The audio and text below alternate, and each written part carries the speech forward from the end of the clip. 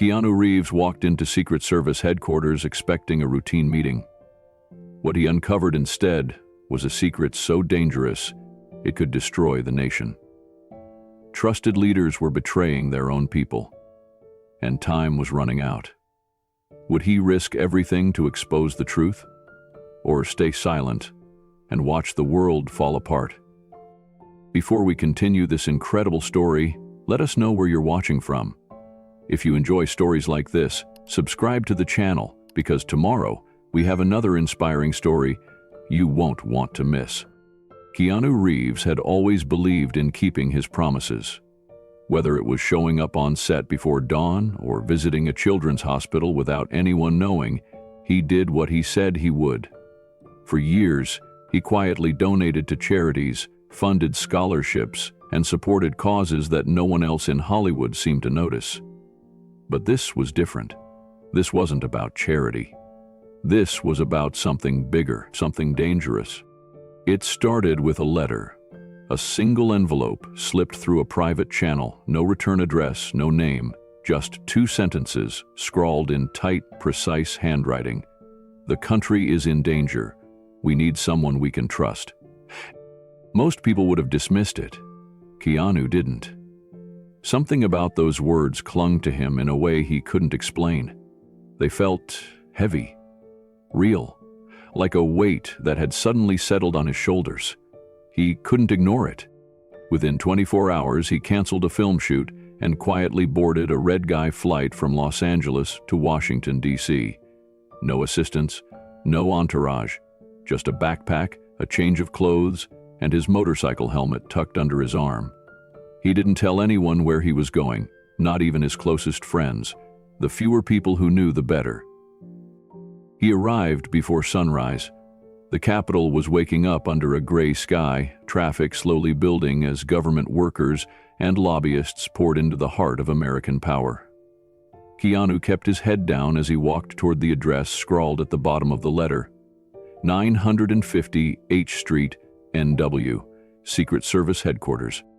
The building loomed ahead, a modern fortress of glass and steel. It gleamed under the rising sun, its windows dark and impenetrable. Keanu paused on the sidewalk for a moment, adjusting the collar of his worn jacket. His reflection stared back at him from the mirrored facade. Long hair tied loosely at the neck, a beard flecked with gray. Not the face most people would expect to see walking into the home of America's most elite protection agency. He entered through the side entrance, as instructed. There was no fanfare, no acknowledgement of who he was. That was the point. He was operating under an alias, Kenneth Reeves, a civilian consultant. His fake credentials had been issued by someone deep inside the system, someone who had signed their message simply RC.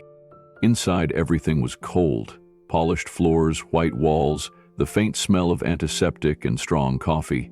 The security checkpoint was manned by 2 unsmiling guards who scanned his ID twice, then his fingerprint, then his retinas. Every step was clinical, detached. Keanu felt their eyes linger on him as he passed, but no one said a word. He followed a narrow hallway that seemed to stretch longer than it should have. The overhead lights buzzed faintly, casting a sterile glow over everything. It was quiet, too quiet, and every instinct in him screamed that this wasn't just an ordinary security check. Something was wrong. A man appeared at the end of the hall.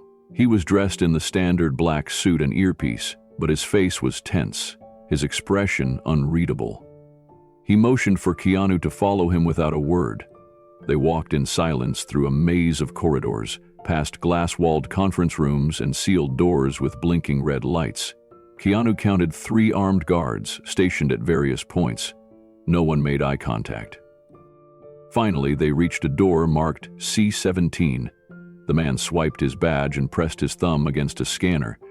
The door unlocked with a sharp click, revealing a small, windowless room. There was a single metal table and 2 chairs. No cameras, no microphones, at least none Keanu could see. "This is where you wait," the man said quietly. His voice was low and tense. "Someone will be with you shortly." Keanu nodded and sat down. The door closed behind him with an unsettling finality. The silence pressed in, thick and heavy. He took a slow breath, resting his hands on the cool surface of the table. His fingers itched to write something down, to ground himself, but there was no notebook this time, no script to follow. Minutes passed, maybe longer. Time seemed to slow in that room. His mind drifted to the letter again. The country is in danger. We need someone we can trust. He had no idea who had written it or why they had chosen him, but he felt it in his bones. This wasn't about politics. It wasn't about fame or power. It was about something far more dangerous. The door finally opened. Another man stepped inside, older, with sharp gray eyes and a face carved by years of knowing too much. He didn't introduce himself. He just sat across from Keanu and placed a plain manila folder on the table. Keanu's pulse quickened. The man slid the folder toward him and spoke for the first time. "Mr. Reeves," he said, his voice gravelly but steady, "thank you for coming. What I'm about to show you, no one outside this building has seen before." Keanu opened the folder. Inside were photographs, documents, maps. His stomach tightened as he flipped through them, each image more unsettling than the last. "You were brought here because we need someone we can trust," the man continued, "and someone who can disappear just as easily as he arrived." Keanu looked up, locking eyes with him. "What is this?" The man exhaled slowly. "It's the beginning of something we can't stop on our own." And just like that, Keanu realized this wasn't just a quiet mission. It was a fight for something far bigger than he had imagined. And he was already in too deep to walk away. The man across from Keanu wasn't the one he expected. His sharp, steel-gray eyes flickered with recognition, as if they had met before. But Keanu was sure they hadn't. At least, not in this life. "You can call me Jonathan Cole," the man said, his voice low and careful. "Though, once upon a time, I went by other names." Keanu's breath caught. He knew the name. Jonathan Cole was a legend in the intelligence world, an agent whose covert operations had been whispered about in back channels for years. But Cole was presumed dead. He'd vanished a decade ago during a failed extraction mission overseas. His body was never found. Some said he had turned, others said he had been silenced by his own agency. And now here he was, alive, sitting across from Keanu in a small, windowless room inside Secret Service headquarters. Cole didn't waste time. He slid another file across the table. "We don't have much time. They're already watching." Keanu opened the folder. Inside were photographs of people he recognized: senators, CEOs, diplomats, men and women who smiled on TV screens, who shook hands in marble hallways, who made speeches about freedom and democracy. But here, in these images, they looked different. Secret meetings in shadowed places, handshakes exchanged under dim light, money changing hands, documents signed in secret. "What is this?" Keanu asked, though he already knew it wasn't good. "The beginning of the end," Cole said grimly, "unless we stop it." Keanu's fingers tightened around the folder as Cole leaned in. His voice dropped to a whisper, heavy with urgency. "For years, a network has been growing inside our government," Cole explained. "It's not just corruption, it's something deeper. These aren't isolated bad actors. This is organized, coordinated. High-ranking officials, some elected, others appointed, are working with foreign operatives. Their goal is simple: destabilization, chaos, profit." Keanu listened in silence, his stomach knotting tighter with every word. He'd suspected there was rot beneath the surface, but nothing like this. "They're funding terrorist organizations," Cole continued. "They're creating instability in regions we're supposed to protect. It's all engineered. Wars, economic collapses, refugee crises, and behind it all, they're laundering money, controlling resources, and making billions while the world burns." Keanu exhaled slowly, trying to process the scale of it. "Why are you telling me this?" Cole's eyes hardened. Because you're the only person who isn't part of the system. Everyone else is compromised. The room felt smaller now. Keanu stared at the faces in the photos. Some he'd shaken hands with at charity galas, some he'd seen giving interviews about human rights. The duplicity was staggering. "You've stayed clean," Cole said. "Your name's not on any list. You don't owe anyone anything. That's why I reached out." Keanu ran his hand through his hair, his mind racing. Why now? Why not go public yourself? Cole shook his head. "If I step out of the shadows, I'm dead before I take a breath. I've been hiding for years because they thought I was eliminated. That's the only reason I've stayed alive this long." He tapped the file. "You've got influence. People listen when you speak.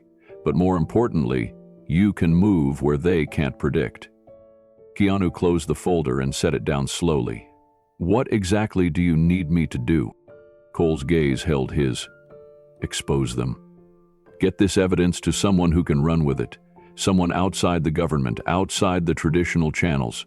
Journalists, activists, maybe even foreign allies. We need this story out before they can cover it up." Keanu nodded. It was the kind of mission that had no clear ending, no guarantees. But if Cole was right, and the evidence seemed to say he was, this wasn't just a story. This was life or death for millions. Cole pulled out a small USB drive and placed it on the table. "Everything is on here. Names, accounts, communications. Enough to blow this open. But once you take this, there's no turning back." Keanu picked up the drive, feeling its weight despite its size. His fingers closed around it. "They'll come after me." "They will," Cole said without hesitation. "But they already are." A chill ran down Keanu's spine. "What do you mean?" Cole's eyes flickered toward the door. "I've got about 15 minutes before my cover's blown. You?" "They're already watching.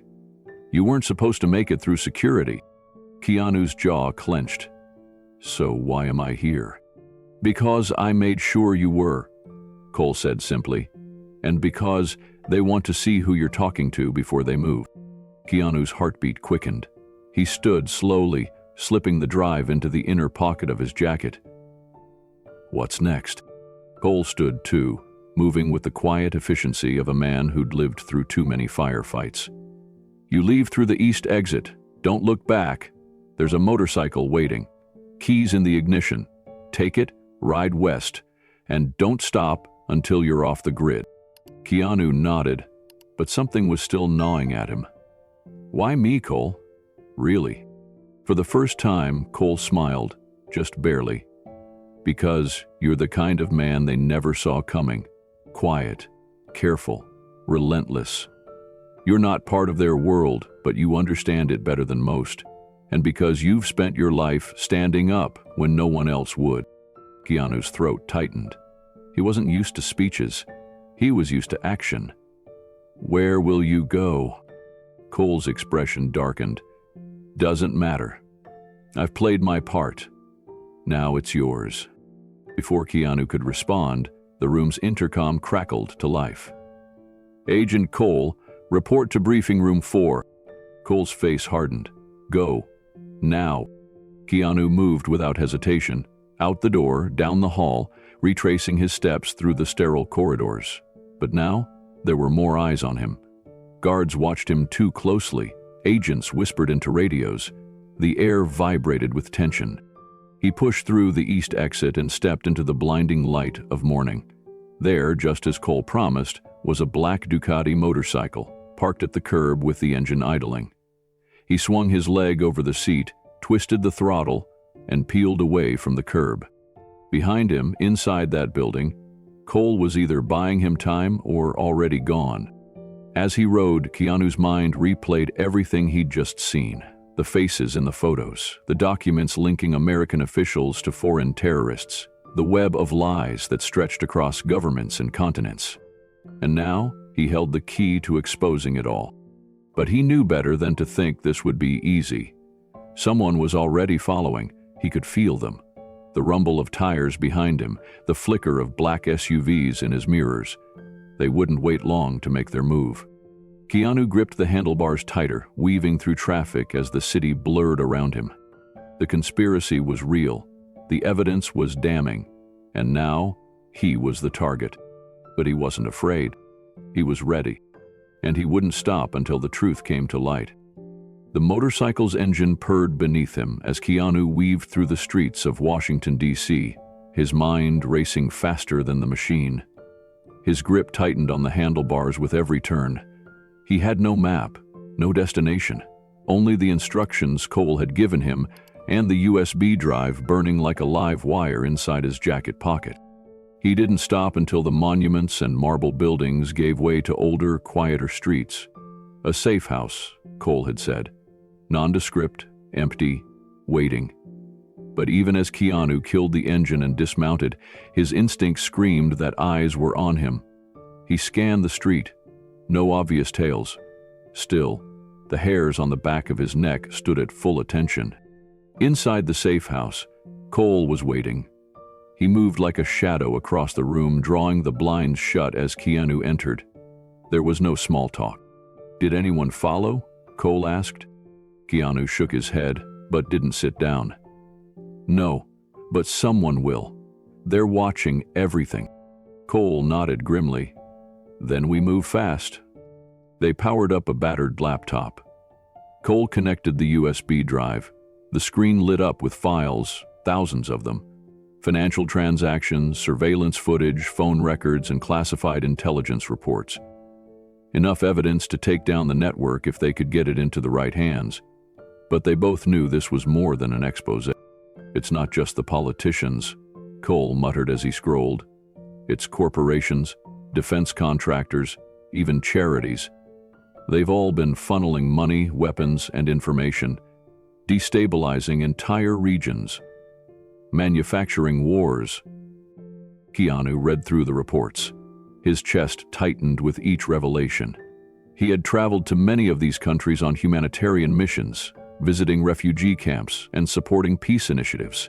And now he realized how much of that suffering had been orchestrated from within his own country. "We need more," Cole said suddenly. "More than just paper trails. A face, a voice." Keanu looked up. "Who?" Cole's jaw clenched. Clara. For a moment, Keanu wasn't sure if he'd heard right. Clara Torres had vanished years ago. Once a high-ranking intelligence analyst, she had uncovered illegal arms deals tied to terrorist groups. She was silenced, smeared in the media, and labeled a traitor. Rumors said she was dead. Others whispered she had disappeared into hiding. "She's alive?" Keanu asked. "She is," Cole replied. "And she has proof." An hour later, they were back on the road. Cole drove this time, taking back alleys and side streets in an old, beat-up sedan. Keanu watched the mirrors, but he didn't need to say it. They were being followed. Two black SUVs, hanging back but never losing sight. They switched cars twice, changed direction 3 times. It bought them time, but not much. They arrived at a crumbling motel on the outskirts of the city. Keanu stayed alert as Cole knocked 3 times on a room door, then once more after a pause. It cracked open just enough for a single dark eye to peer through. Then the chain slipped free and the door swung wide. "Get in," Clara whispered. Inside, the room was sparse and dark, the curtains duct-taped to the wall. Clara was thin, her face lined with exhaustion and fear, but her eyes were sharp, her mind clear. "You're late," she said as she turned back toward a cluttered table covered in papers and a laptop. Keanu stepped closer. "You've been waiting for us." "I've been waiting for anyone," she answered, "but I wasn't sure anyone was still listening." Cole placed the USB drive next to her laptop. "We've got the files, but we need confirmation." Clara powered up her laptop. Her hands moved quickly, opening documents, cross-referencing information. "This matches what I have," she confirmed after several tense minutes. "But there's more. The names in these files? They're placeholders, code names. We need the key that decodes them." Keanu frowned. "Where is it?" Her expression hardened. At Secret Service headquarters, in a secure database offline, you'd need clearance to access it. Or someone who knows the system, Cole said. She nodded. I can get you in, but if we go back, we might not come out. Keanu stepped back, the weight of the moment settling over him, but before he could respond, Clara's phone buzzed on the table. Unknown number. She stared at it, then answered without a word. There was silence, and then a voice, cold and smooth. Walk away, Clara, or they'll bury you. Her face drained of color. She hung up without replying and turned to Keanu and Cole. They know. Keanu's heart pounded. What do we do? We move, Clara said. As they gathered everything, a low thump shook the windows. A dark shape appeared at the end of the parking lot. They're here, Cole snapped. He pulled Clara toward the back door. Keanu threw the laptop and files into a bag and slung it over his shoulder. Gunshots cracked behind them as they ran. Glass shattered. Clara stumbled but kept moving, her breathing ragged. They reached an alley, ducked behind a dumpster, and kept running. Sirens wailed in the distance, but Keanu knew they wouldn't help. This wasn't law enforcement. This was something else. Private security, black ops, men who answered to no one. By the time they reached the car, Clara was gasping for air. Keanu helped her into the back seat as Cole floored the gas. Tires screeched, bullets pinged off the rear bumper. They sped away into the night. Back at the safe house, Clara worked feverishly to transfer files and set up encrypted channels. Keanu stood watch at the window. Every shadow made his pulse spike. Every car that passed made him reach for the weapon he hadn't wanted to carry, but now kept close. Hours passed. Clara barely moved from the laptop. Then came the scream. Keanu turned in time to see Clara collapse. Cole caught her as she fell, blood pooling from a wound in her side. A sniper. Keanu dropped to the floor, scanning for movement outside. Cole dragged Clara back behind cover. She's hit bad, Cole said through gritted teeth. His hands were slick with blood as he pressed a cloth to the wound. Keanu grabbed the phone, dialing a number Cole had given him earlier. We need an extraction, now. Already on its way, the voice replied. Minutes later, a black van screeched to a stop outside. Men in tactical gear rushed in, stabilizing Clara and loading her into the vehicle. Keanu and Cole followed close behind. They drove in silence, Clara unconscious, her breathing shallow. Keanu clenched his fists, staring at the USB drive in his hand. They were running out of time. The extraction team brought them to an underground clinic, safe for now. Clara was rushed into surgery. Keanu stood outside the door, heart pounding, waiting. Hours passed before Cole finally joined him. His face was grim. She'll make it, he said, but barely. Keanu let out a slow breath. Relief mingled with anger. This isn't going to stop, is it? Cole shook his head.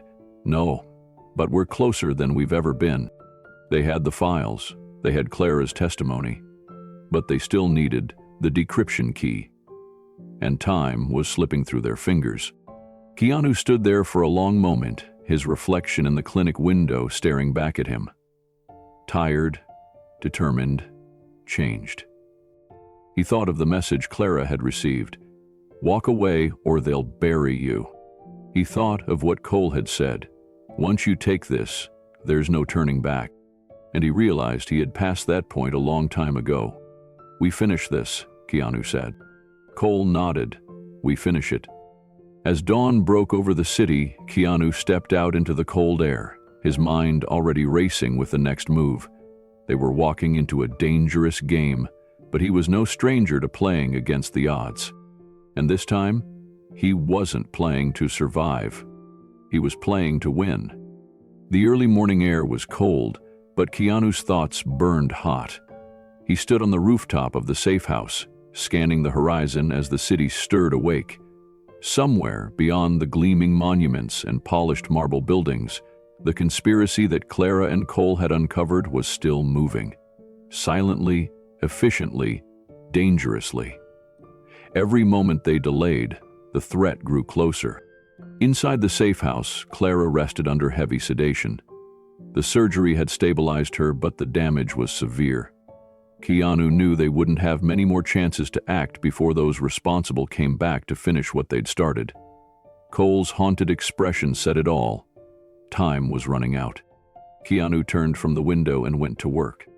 Cole laid out the map on the scarred wooden table. The red circles and black X's marked checkpoints, watch points, and escape routes.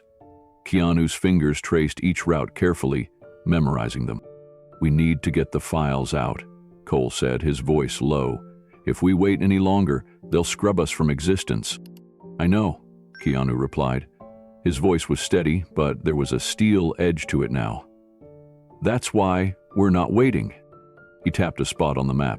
An abandoned warehouse near the docks, far from the government buildings and security cameras. "We meet there. Tonight." Cole nodded. "And who's coming?" Keanu glanced at his watch. "Senator Michael Reed. He's clean, trusted by both sides.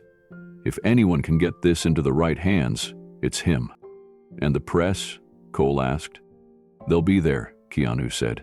"3 of them, independent journalists, no ties to the networks, compromised by this conspiracy." Cole frowned. "It's a lot of risk." Keanu gave a faint smile. "No bigger than what we've already done." They shook on it. The afternoon was spent setting the plan in motion. Keanu made calls from encrypted lines, carefully constructed his message, and offered just enough truth to draw in his allies without tipping off the wrong people. Senator Reed had been waiting for Keanu's call. His deep voice crackled over the line. "I always knew you stood for something bigger than Hollywood," Reed said. "I'll be there, and I'll bring back up." Keanu hung up. For the first time in days, he allowed himself to exhale. But there was one more thing to do. Thomas Vance, a name Keanu had trusted for years, a man who had introduced himself at humanitarian galas, who had written fat checks for children's hospitals, and who had always said the right thing at the right time.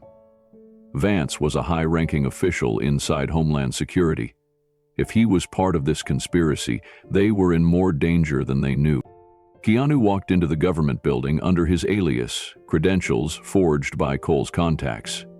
He passed through security checkpoints without blinking, his mind locked on what he was about to do.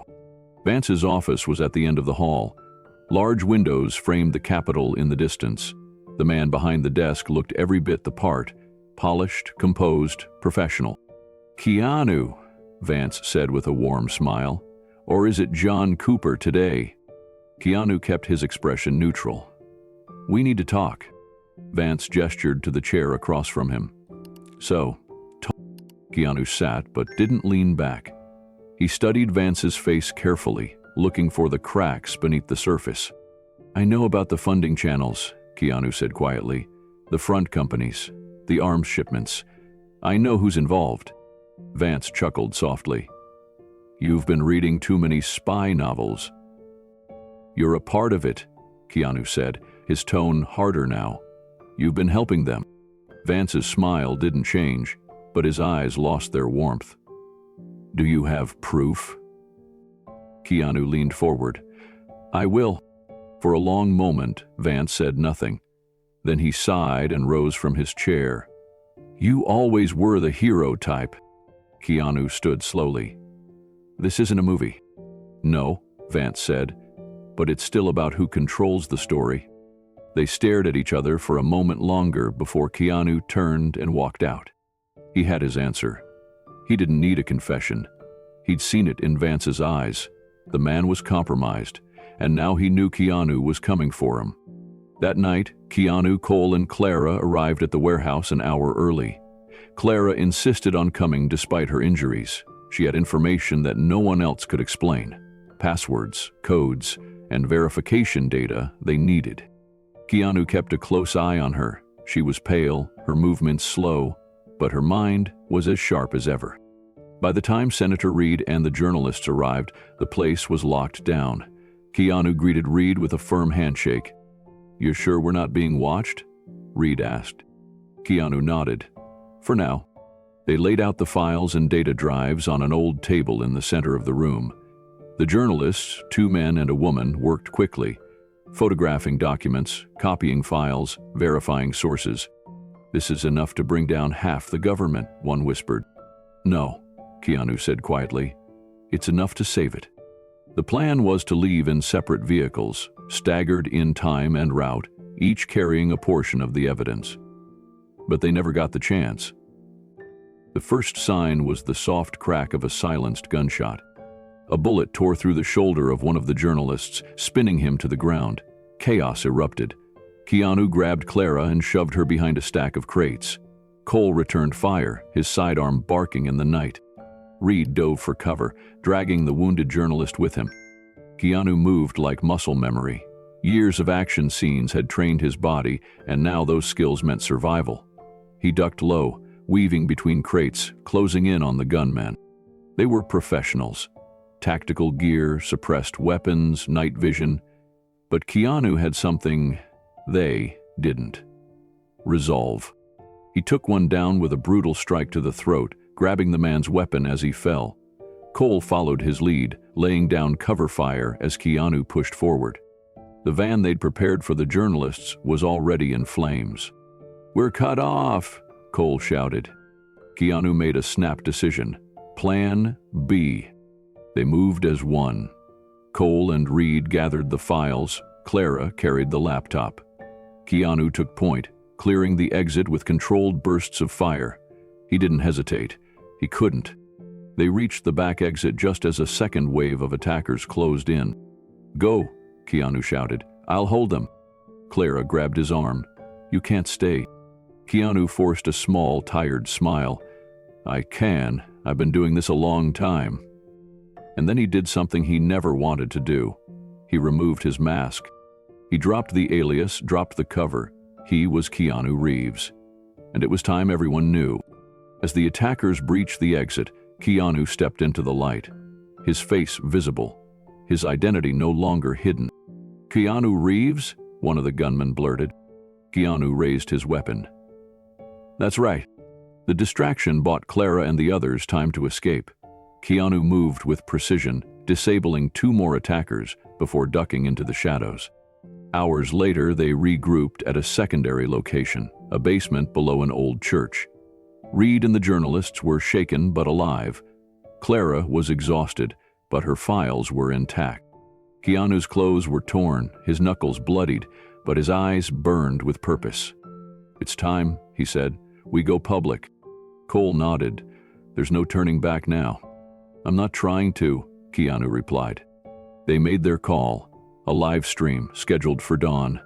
Keanu would go on camera with Reed and Clara. They would release everything, names, files, evidence. The conspiracy wouldn't die in the shadows. It would be dragged into the light. Before the sun rose, Keanu stood before the camera. "I'm Keanu Reeves," he began. "And this isn't a movie."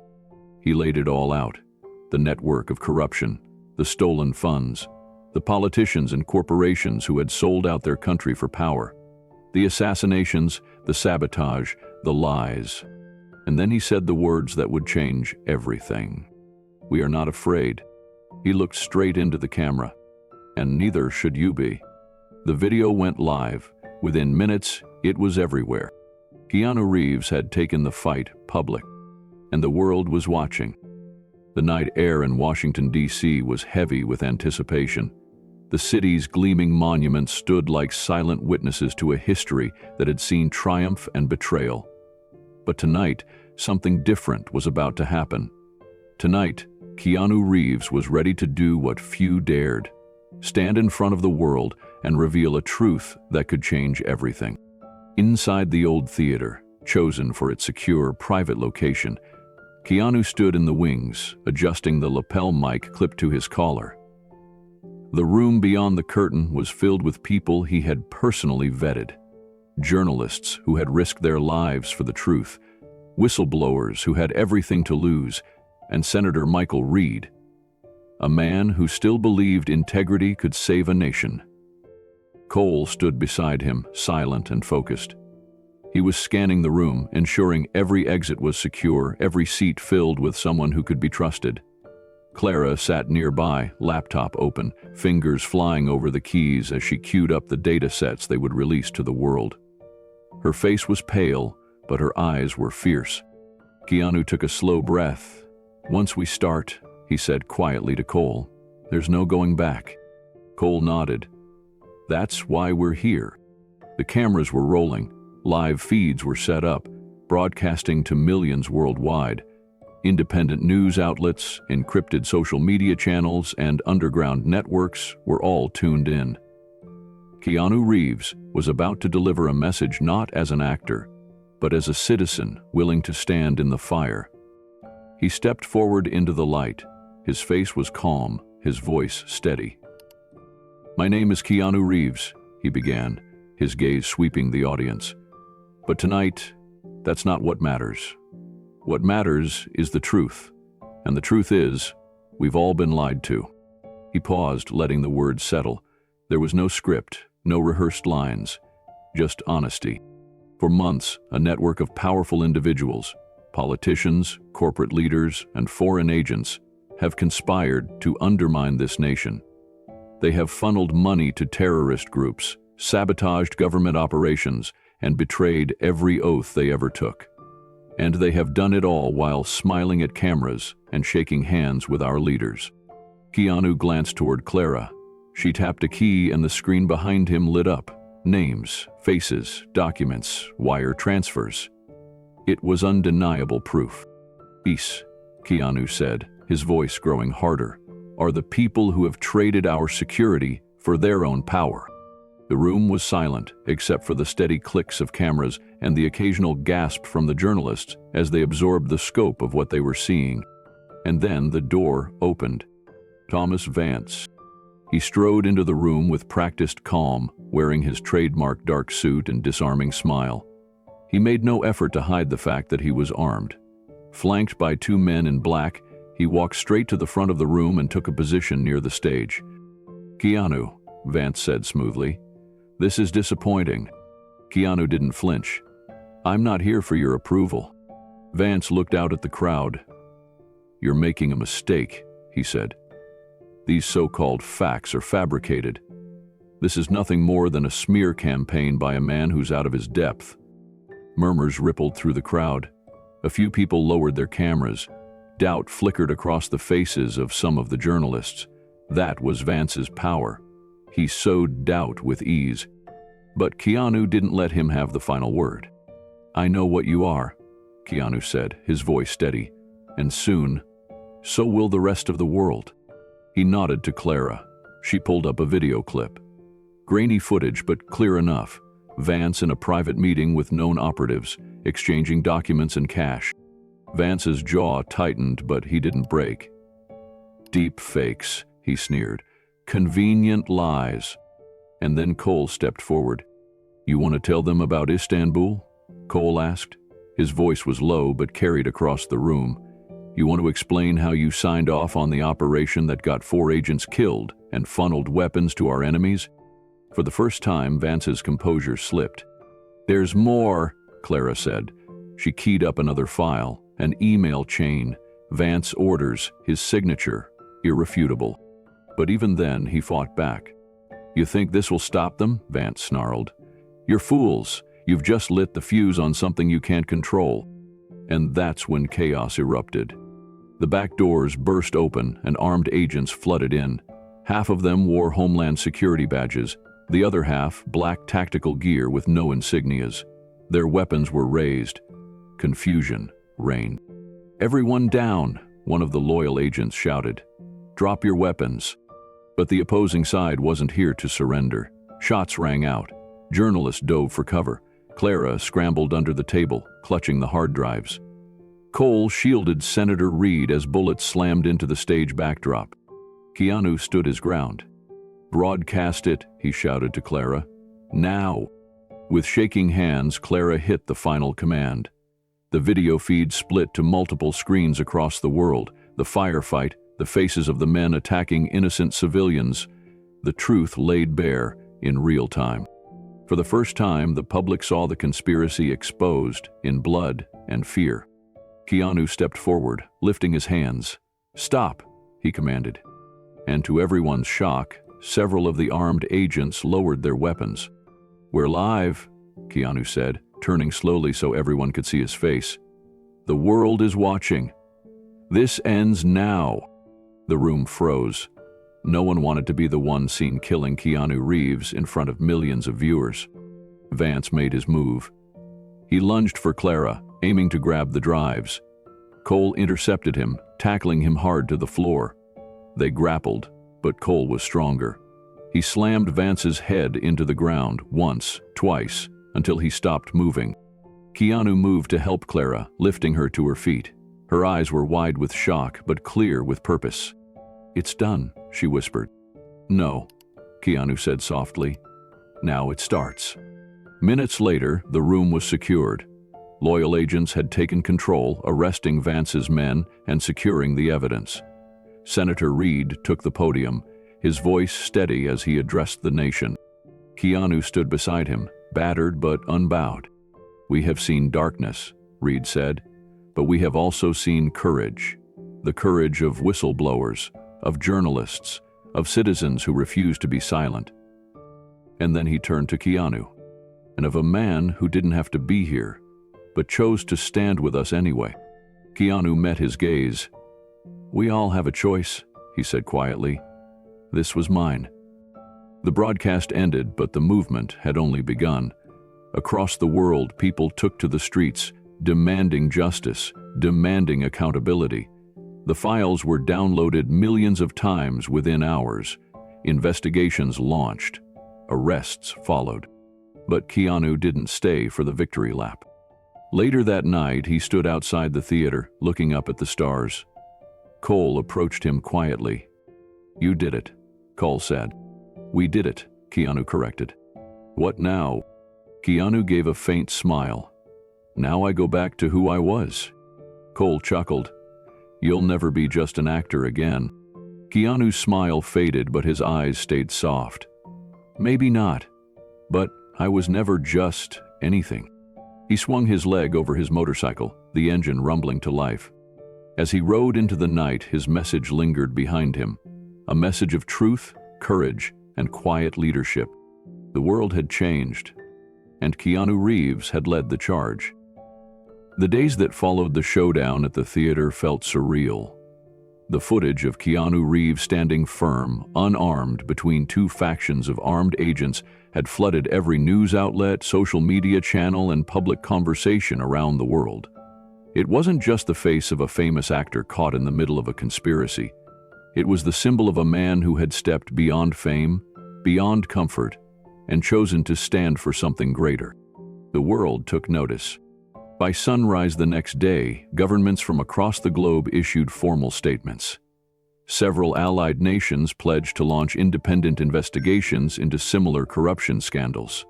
The files Keanu and Clara had released were dissected by experts on live broadcasts, their validity confirmed time and again. For the first time in years, the public believed that real change was possible, and it all started with a quiet man who had chosen to act. Inside the halls of Congress, the ripple effects were immediate. Clara Westbrook, once hidden in the shadows, now stood before the Senate Intelligence Committee. Her voice was steady as she testified about the network of lies, the manipulation of public funds, and the backdoor deals that had brought the nation to the brink. The room hung on every word she spoke, and not because of who she was, but because of what she represented. Courage in the face of overwhelming fear. She handed over documents, digital drives, and personal testimony that painted a clear, undeniable picture of the conspiracy's scale. Some of the most powerful names in Washington fell in the days that followed. Arrests were made quietly at first, but soon there were televised raids and resignations. The air in D.C. was thick with a sense of reckoning. Jonathan Cole, the man many thought had died years ago, walked into those same Senate hearings not as a ghost, but as a hero. His reinstatement was swift and almost ceremonial. But Cole wasn't interested in medals or rank. When asked by the media why he had risked his life, he simply said, "Because I made a promise. And when you make a promise to protect people, you keep it." Senator Michael Reed took to the Senate floor just days after the theater revelations. His speech was broadcast live to millions. "Today we reclaim what it means to serve," he declared. "This isn't a victory for one party over another. This is a victory for truth over power. And it's only the beginning." Reed proposed a sweeping bipartisan reform package aimed at transparency in government spending, accountability in foreign relations, and protection for whistleblowers. For the first time in decades, both sides of the aisle stood together to push it through. It was called the Reeves Reform Act, even though Keanu had asked that his name not be attached to anything. Meanwhile, Keanu stayed silent. He declined every interview request. He turned down offers from major media outlets, documentaries, even book deals. Hollywood executives called, offering to turn his story into a blockbuster. He refused them all. His quiet life had always been his anchor, and he was determined to return to it. A week after the confrontation, Keanu sat at his modest home just outside Los Angeles, his motorcycle parked beneath the shade of an old oak tree. He didn't watch the news. He didn't need to. He could feel it in the letters that arrived at his door, hundreds of them. Handwritten notes from people thanking him, from veterans who saw hope again, from parents who felt safer sending their kids to school, from government employees who found the courage to speak up in their own agencies. He read every letter, never replying, but letting each one remind him why he had done it. One afternoon, Cole visited him. They sat on the back porch, two men who had faced something neither fully understood. "You sure you want to disappear again?" Cole asked, sipping black coffee from a chipped mug. Keanu nodded. "I was never supposed to be the story." Cole chuckled softly. "Doesn't matter. You are." They sat in silence for a while, watching the breeze ripple through the trees. Finally, Keanu spoke. "I didn't do it to be remembered." "I know," Cole said. "That's why you'll never be forgotten." In Washington, Clara started a new life. The government offered her protective custody, but she declined. She worked openly now as an advocate for whistleblower protections and spent her days testifying, giving lectures, and meeting with leaders who wanted to reform their systems. Her artwork, once hidden in storage, was now part of an exhibit in the National Gallery. One mural, titled "The Quiet Leader," featured Keanu's silhouette standing in front of a rising sun. When a reporter asked her about it, Clara smiled faintly. "It's not about the man," she said. "It's about what he represents." The public, hungry for heroes who didn't chase the spotlight, rallied around the movement. The Quiet Leader trended for weeks. Protests calling for transparency sprang up around the globe. People demanded accountability from their leaders, citing Keanu's stand as proof that change didn't require violence or vengeance, just courage and truth. And while the headlines faded, the impact did not. 2 months later, Senator Reed held a press conference announcing the formal adoption of new transparency laws. "This," he said, holding up the signed legislation, "is not about politics. It's about trust, and it's about time we earned it." Clara stood in the front row of the crowd, her presence a reminder of how far they had come. Cole stood beside her, his badge pinned back on his chest, though he rarely used it. The media focused on them as much as on Reed. But there was one person missing. Keanu wasn't there. He was back in his garage, tuning his motorcycle. He watched the press conference later that night, sitting on his couch with a glass of water in hand. He smiled briefly when Clara was called forward, shaking Reed's hand as the cameras flashed. He nodded when Cole saluted the crowd. And then he turned off the television and went back to sanding down an old bookshelf he was repairing. When asked later why he hadn't stayed in the public eye, Keanu's simple reply was leaked by an anonymous source. "I'm not the story. The people who stood up are." Months turned into a year. The Reeves Reform Act continued to change the landscape of government. More whistleblowers came forward. Investigative journalism entered a renaissance. Across the world, citizens felt emboldened to demand more from their leaders. And every once in a while, someone would spot Keanu Reeves. At a small diner, at a children's hospital, at a quiet park, helping a child tie their shoelaces. never making a scene, always fading into the background as quickly as he had appeared. But everyone knew, and they remembered. He was the quiet man who had helped awaken a nation, and they weren't going back to sleep. In the days following Keanu's quiet departure from Washington, D.C., something extraordinary began to unfold. What had started as a single act of bravery, standing in front of the world with nothing but the truth, was now a catalyst for a global awakening. It was unofficially called the Reeves Redemption Project, a name coined by a small community of whistleblowers and activists who saw Keanu's act not as a singular event, but as the spark of a worldwide movement. Within weeks, the name was everywhere. It was whispered in the halls of power and painted on murals in cities that had never heard of the scandal until it was exposed on their screens. It became more than an idea, it became a symbol. In the United Kingdom, a government analyst named Martin Hale came forward, releasing files that proved top officials had been covering up illegal arms deals with foreign warlords. His revelations triggered the resignation of multiple members of parliament and sparked massive protests in London, Birmingham, and Manchester. He was quoted in his first interview saying, "I saw what Keanu Reeves did. I figured if a man with everything to lose could stand up, so could I." In Brazil, a judge named Clara Mendes exposed a decades-long corruption scheme involving multinational corporations and government contracts. She credited Keanu's courage as the reason she broke her silence. "He reminded me," she told reporters, "that justice isn't served in comfort." And in South Korea, an intelligence officer anonymously released files linking several senior officials to covert surveillance programs on citizens. These disclosures led to sweeping reforms and international praise for the country's sudden and dramatic transparency. What connected them all wasn't just the timing. It was the shared belief that one person, even when isolated and outmatched, could ignite something powerful. The United Nations responded by holding a historic summit titled Integrity in Action, the first of its kind focused entirely on combating government corruption and corporate exploitation. It was chaired by representatives from nations inspired by the Reeves Redemption Project. Resolutions were drafted, and for the first time in years, unanimous votes were cast in favor of new global anti-corruption standards.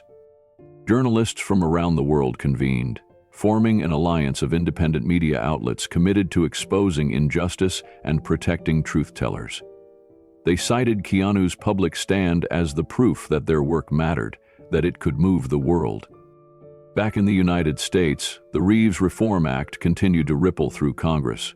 New provisions were added that offered protection and resources to whistleblowers from all sectors, government, military, corporate, and beyond.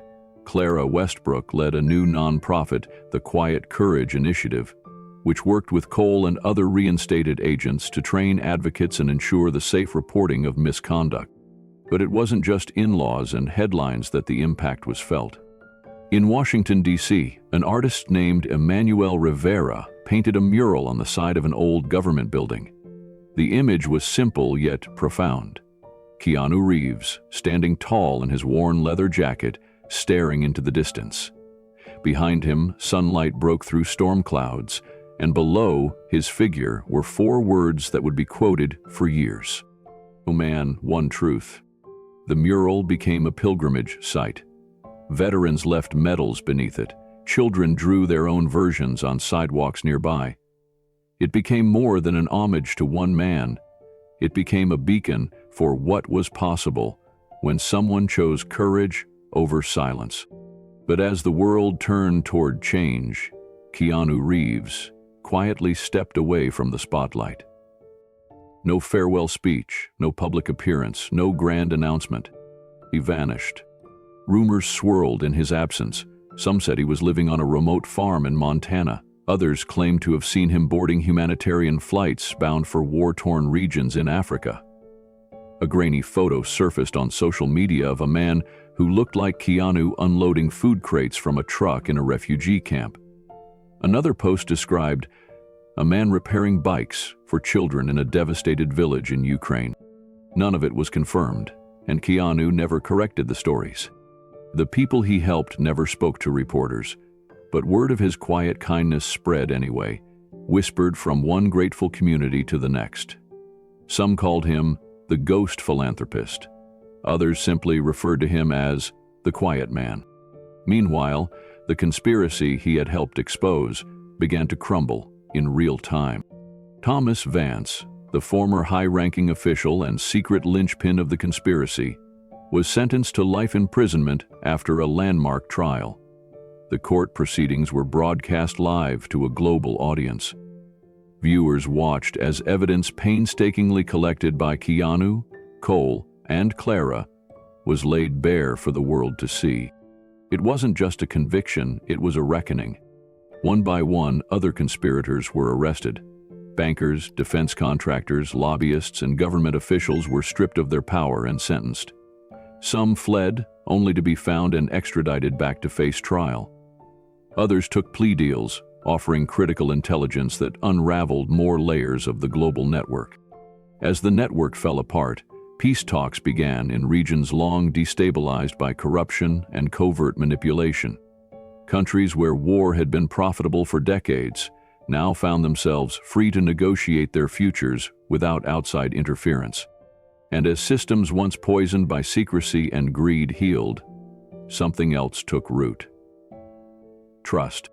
In classrooms, students were taught about the Quiet Leader movement, a collection of people across continents who, inspired by Keanu's courage, had changed the course of history. Scholars debated how one man's actions had triggered the collapse of a conspiracy that had plagued governments for years. And yet, in all these discussions, Keanu remained absent. No interviews, no memoirs, no victory tours. He had done what he came to do. One day, nearly a year after the events in Washington, D.C., a letter arrived at Clara Westbrook's office. The handwriting was familiar. The message was brief. "Keep going, the world is listening." Clara smiled as she tucked the letter into her journal. She didn't tell anyone it had come, but in her next speech at a global transparency conference, she ended with those words, passing them on as if they belonged to everyone now. And they did. Jonathan Cole continued his work quietly, helping to draft new security protocols that would prevent similar conspiracies from ever taking root again. He refused awards, but insisted on overseeing the training of young intelligence officers. His message was clear. Never serve the system, serve the people. The senator who had helped Keanu bring the files to light, Michael Reed, became a champion for transparency worldwide. His new legislation expanded protections for investigative journalists and created public oversight committees. When asked why he took up the cause so fiercely, he simply replied, "I saw one man stand alone, and I knew I had to stand with him." Years passed, but Keanu Reeves remained an enigma. And then, one morning in Washington, D.C., as the city woke to another day of cautious hope, someone placed a small wooden carving beneath Emmanuel Rivera's mural. It was simple, an open hand holding a compass. No one saw who left it, but someone noticed an inscription on the back, carved in small, neat letters. "Lead quietly, but never stop leading." The Reeves Redemption Project wasn't a political movement. It wasn't even about a man. It was about an idea.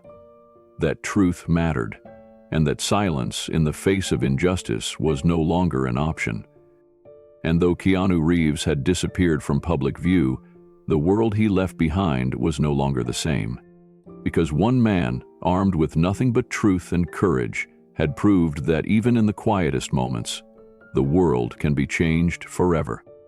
1 year had passed since Keanu Reeves stood in front of the world and exposed one of the most dangerous conspiracies in modern history. Some called it the Great Unveiling, others the Quiet Revolution, but to those who had lived it, fought for it, and sacrificed because of it, it was simply known as Keanu's Stand. The Reeves Redemption Project, named not by Keanu himself but by the countless people whose lives had been changed because of his courage, had transformed from a movement into a global force for accountability. Governments had crumbled, new leaders had risen, and hope, once a distant idea, was now something people could hold in their hands. But Keanu wasn't there to witness the parades, the speeches, or the award ceremonies. True to form, he had stepped back into the quiet shadows from where he had first emerged. No interviews, no press conferences, no memoirs, just quiet. Jonathan Cole, the former intelligence operative long thought dead before he returned to expose the conspiracy alongside Keanu, now headed the newly formed Independent Oversight Agency. This agency, born from the reforms that followed the exposure, was designed to ensure that no government entity could ever again operate in the dark without accountability. Cole's mandate was clear: protect the people, guard the truth. He was a hard man to find these days. Most people who worked under him described him as distant, almost ghost-like, but his directives were always clear, his decisions swift and fair. He had survived the depths of betrayal, and it had forged him into a leader that others respected without question. When asked once, during a rare public hearing, why he did what he did, Cole simply answered, "Because a man I barely knew gave up everything to stand for something bigger. I'm just following his example." Clara Westbrook, the whistleblower whose testimony had shattered the last barriers of secrecy in the conspiracy, now ran the Quiet Courage Foundation. It was a sanctuary for whistleblowers worldwide, those who needed protection, resources, and most importantly, someone who believed them. Under Clara's leadership, the foundation expanded into dozens of countries, offering legal aid and safe havens. She had become a symbol of resilience, but those closest to her knew the cost had been high. Clara rarely spoke of the threats she still received, or the friends she had lost. What she focused on was simple: building a safer world for truth-tellers. At one foundation gala, someone asked Clara how she found the strength to keep going. She smiled and replied, "Because I saw what happens when one man refuses to stay silent. We all have that power." And then there was Fiona Carrington. Fiona had first made headlines when she publicly debated Keanu Reeves in an earlier event, questioning whether quiet leadership had any real power. A prominent journalist, known for her sharp intellect and unflinching opinions, Fiona had not expected to become one of Keanu's most vocal supporters. After the conspiracy was exposed, Fiona spent months interviewing those involved: Clara, Cole, and dozens of others whose lives had been touched by Keanu's quiet determination. She combed through files, followed trails, and wrote the story the world didn't yet know it needed. Her book, The Quiet Hero, Keanu Reeves and the Fight for Truth, became an international bestseller. It was more than a biography. It was a call to arms for every person who had ever doubted the power of quiet courage. In the opening chapter, Fiona wrote, "He didn't want to lead, he didn't want to be a hero.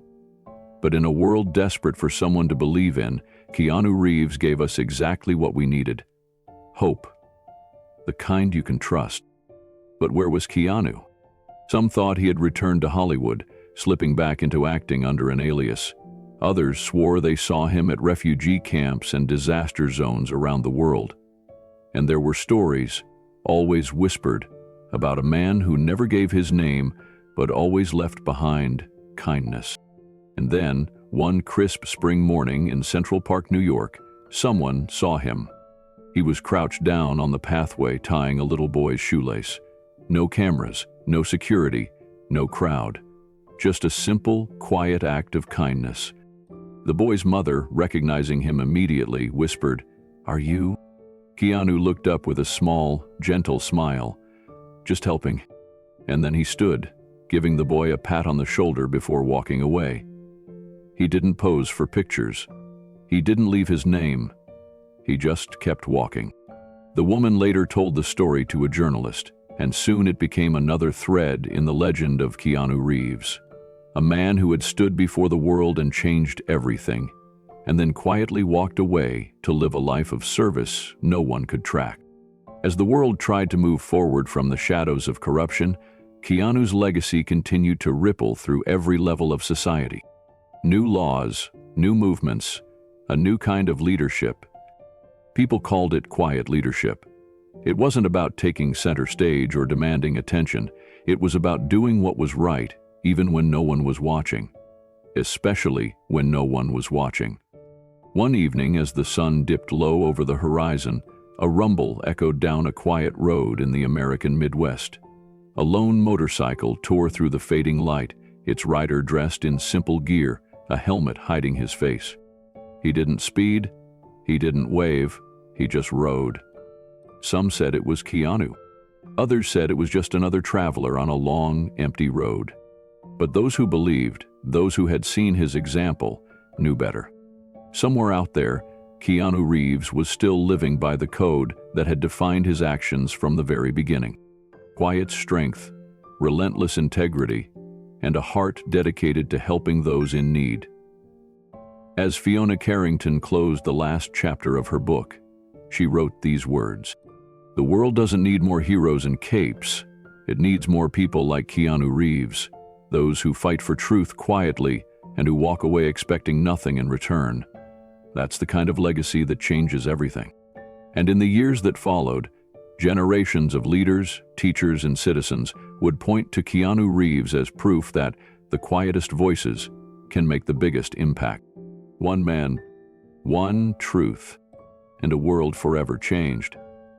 In a world where loud voices often drown out quiet truths, Keanu Reeves reminded us of something we all too often forget. True courage doesn't need a spotlight. He didn't fight for recognition. He didn't act for personal gain. And when the cameras were rolling, it wasn't to promote a new film or polish a public image. It was to tell the world a simple truth: that integrity matters, that one man standing alone can challenge corruption and awaken a nation, and that leadership isn't about fame or fortune, it's about service. When Keanu walked into the Secret Service headquarters in Washington, D.C., he wasn't looking for attention. He was answering a call that led him to uncover a conspiracy so vast it reached into the highest levels of government, a conspiracy that threatened not just the country he loved, but the very ideals it stood for. But even then, when confronted with impossible odds, Keanu made a choice. He chose to act quietly, thoughtfully, and with integrity. He reached out to those he trusted: Jonathan Cole, a former intelligence agent thought lost in the line of duty, and Clara Westbrook, a whistleblower who had risked everything to bring the truth to light.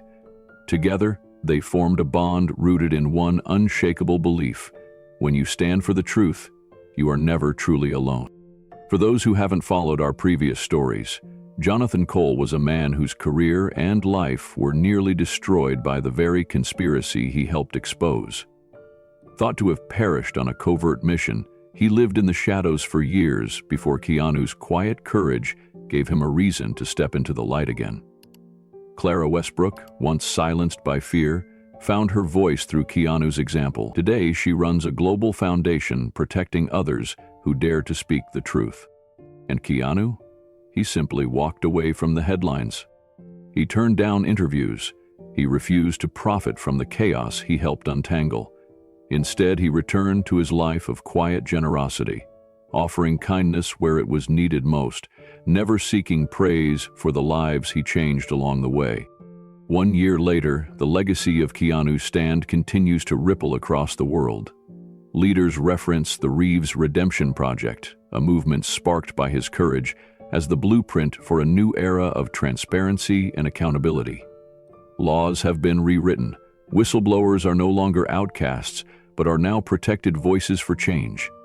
And nations once divided by corruption have found common ground in the simple idea that truth is always worth defending.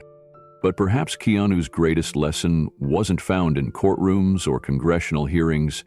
It was found in the quiet moments. A child's untied shoelace, retied by a man who asked for nothing in return.